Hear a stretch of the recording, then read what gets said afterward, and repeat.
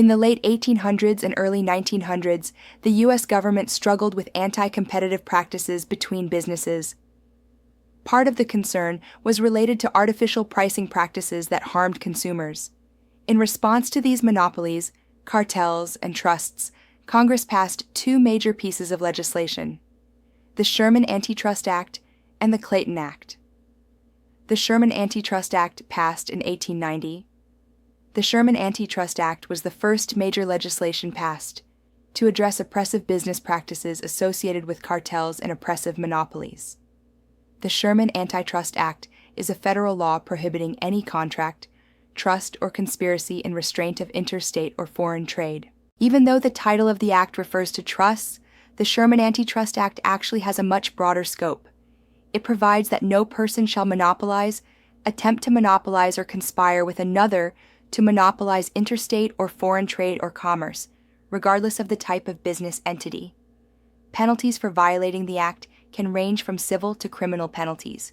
An individual violating these laws may be jailed for up to 3 years and fined up to $350,000 per violation. Corporations may be fined up to $10 million per violation. Like most laws, the Sherman Antitrust Act has been expanded by court rulings and other legislative amendments since its passage. One such amendment came in the form of the Clayton Act.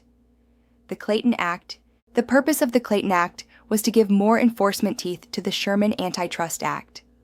Passed in 1914, the Clayton Act regulates general practices that may be detrimental to fair competition. Some of these general practices regulated by the Clayton Act are price discrimination, exclusive dealing contracts, tying agreements, or requirement contracts, mergers and acquisitions, and interlocking directorates. The Clayton Act is enforced by the Federal Trade Commission, FTC, and the Department of Justice, DOJ. Many of the provisions of the Clayton Act set out how the FTC or DOJ can respond to violations. Other parts of the Clayton Act are designed to proactively prevent antitrust issues. For example, before two companies can merge, they must notify the FTC and obtain approval prior to the merger. The Clayton Act also created exemptions from enforcement for certain organizations, the most significant being labor unions. Getting legal help. Both the Sherman Antitrust Act and the Clayton Act are federal laws. Many states have passed their own legislation regulating business entities. If you are considering starting a business or merging your business with another entity, consult with a corporate attorney who can advise you of the state and federal limitations on your business planning activities. RESPA. This act was first established to prevent the unethical behavior from lenders. It ensures fair lending throughout the United States on federally related loans.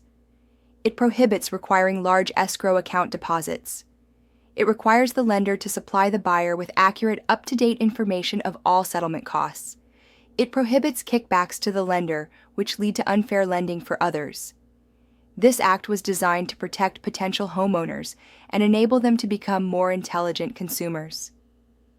RESPA requires that lenders provide greater amounts of information to prospective borrowers at certain points in the loan settlement process. The state of Arizona has certain systems in place should ethical misconduct occur.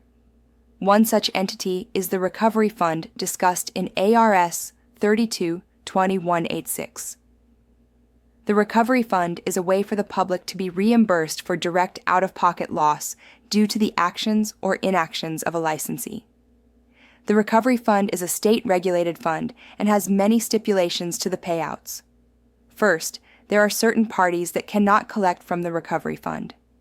They are any real estate licensee, any spouse of a licensee, any company that the licensee is a principal, member, partner, or officer in, or holds at least 10% interest in,